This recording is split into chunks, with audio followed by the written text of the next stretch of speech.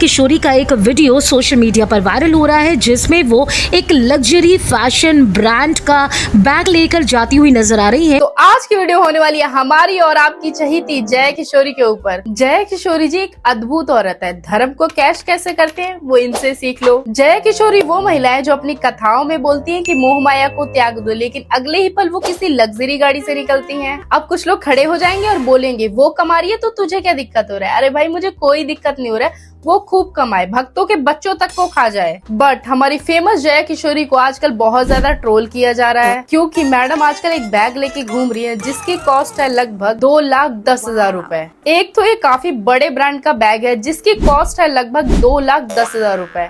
जय किशोरी का एक वीडियो सोशल मीडिया पर वायरल हो रहा है जिसमें वो एक लग्जरी फैशन ब्रांड का बैग लेकर जाती हुई नजर आ रही है और इस बैग को देखने के बाद लोगों ने जय किशोरी को आड़े हाथों लेना शुरू कर दिया। और मैडम अपनी कथा में कहती हैं ये सारी की सारी चीजें मोह माया है और खुद मैडम 2 लाख रुपए का बैग लेके घूम रही है, वो भी कस्टमाइज, उसका अलग पैसा। और तो और मैडम को हर बार नया आईफोन भी चाहिए। की ब्रांड का यूज़ करती हूँ। वैसे मैंने और भी किए हैं पर ज़्यादा कंफर्टेबल मैं एप्पल के साथ ही रही हूँ, पर मुझे हर नए मतलब जो नया निकलेगा मुझे।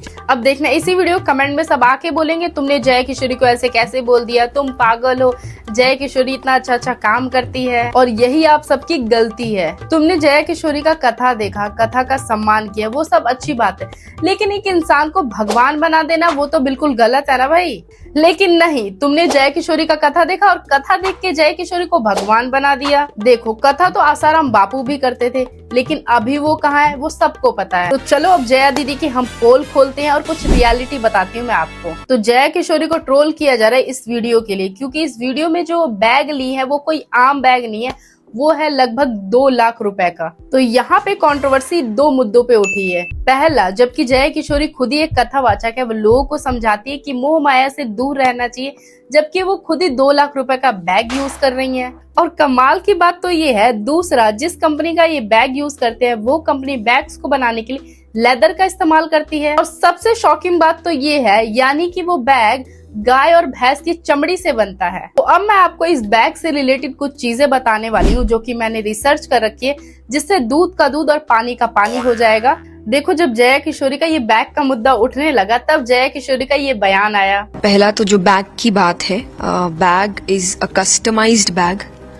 और जो सबसे पहली चीज लोग कह रहे हैं कि लेदर है, उसमें कहीं भी लेदर नहीं है।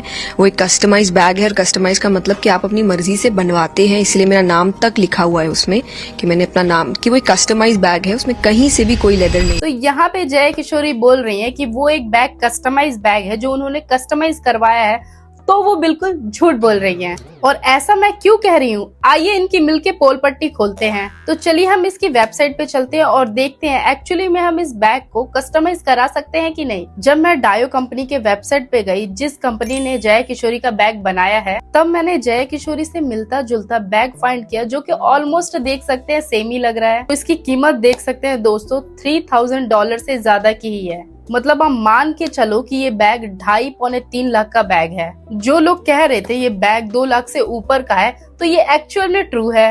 और दूसरी चीज मैं देखना चाहती थी, इस बैग में एक्चुअल में लेदर का यूज हुआ भी है कि नहीं। तो इसीलिए मैं इसके डिस्क्रिप्शन में गई और मैंने वहाँ पे चेक किया, और अनफॉर्चुनेटली मैंने वहाँ पे चेक किया ये बैग लेदर का बना है या नहीं बना, तो उसमें ऐसा कुछ भी मेंशन नहीं था। लेकिन मैंने उसी वेबसाइट पे और दूसरे बैग को ढूंढा और एक बैग के डिस्क्रिप्शन में क्लियरली मेंशन हुआ था कि इस बैग में लेदर का यूज हुआ है। तो एक्चुअली में अब हमें ये भी पता चल गया कि ये कंपनी अपने बैग्स को बनाने के लिए लेदर का इस्तेमाल करती है। जबकि जय किशोरी ने कहा है कि मैंने ये बैग कस्टमाइज करवाया, इसीलिए इसमें कहीं भी लेदर का इस्तेमाल नहीं हुआ है। तो चलिए मैं आपको कस्टमाइज करके दिखा देती हूँ और बताती हूँ कि हमें क्या क्या ऑप्शन मिलते हैं कस्टमाइज कराने के लिए। तो यहाँ पे दोस्तों एरो बना हुआ है, वहाँ पे पर्सनलाइजेशन का ऑप्शन दिया हुआ है, तो वहाँ पे आप क्लिक करोगे तो कुछ चीजें आप कस्टमाइज कर सकते हो, लेकिन आप सिर्फ 2 चीजें कस्टमाइज कर सकते हो। जैसे जय किशोरी ने अपना खुद का नाम डाला है, और दूसरी चीज आप कलर चूज करते हो।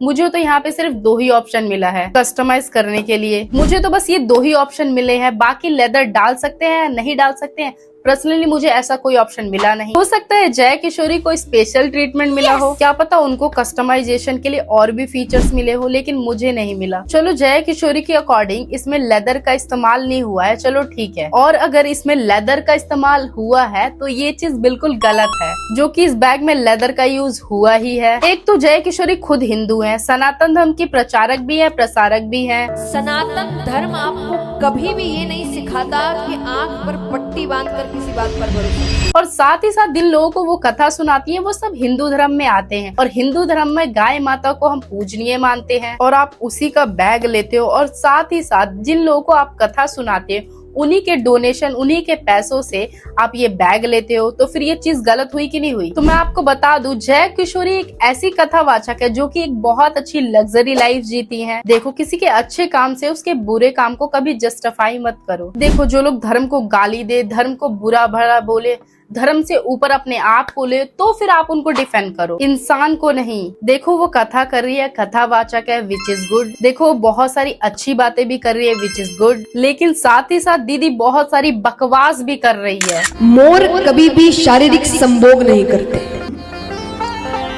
उन्हें संतानें कैसे होती है? मोर रोते हैं, आंसू गिरते हैं, मोरनी उस आंसू को पीती है और उससे मोर संभोग नहीं करते। ऐसे तो दीदी बोलती है कि मैं सामान्य लड़की हूँ। अगेन आई विल से, मैंने जैसा कहा मैं भी आप जैसी ही हूँ। मैडम, आप सामान्य लड़की तो बिल्कुल भी नहीं हो। जहाँ पे किसी को 4 लोग सुनना नहीं चाहते, वहाँ पे आपको लाखों की तादाद में लोग सुनते हैं। पर मुझे यहाँ पे 1-2 लाख तो नहीं, 1000-2000 लोग सुन रहे हैं। चल झूठी।